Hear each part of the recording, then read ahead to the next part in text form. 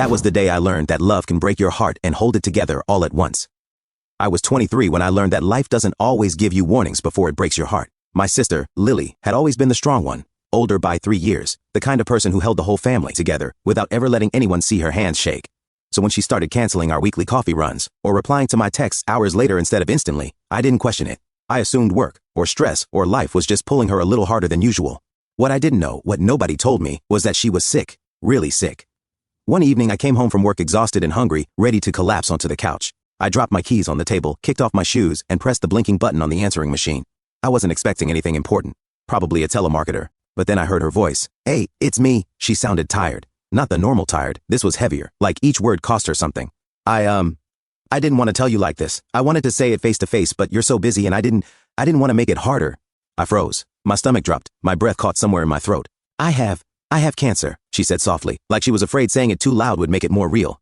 They told me last month, and I thought I had more time, but the doctor said it's progressing fast. There was a shaky exhale, one I recognized instantly. Lily trying not to cry. I didn't want you to see me like this. I didn't want you to spend your days worrying about me when I still remember the days you couldn't fall asleep unless I sat by your bed and told you stories.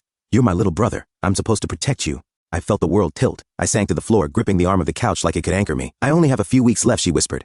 I'm so sorry you had to hear it like this. I want you to know that you've always made me proud, more than you'll ever understand. She paused. I could hear her breathing through the static. If you want to come by tomorrow, I'll be here. I'd like that. I love you, kid. The message ended with a soft click that felt like a door slamming shut. I sat there for I don't know how long, maybe minutes, maybe hours, because grief plays tricks with time. My hands were shaking, and I kept replaying her voice in my head, the way she tried to stay brave for me even though she sounded so small. The next morning, before the sun even thought about rising, I drove to her apartment.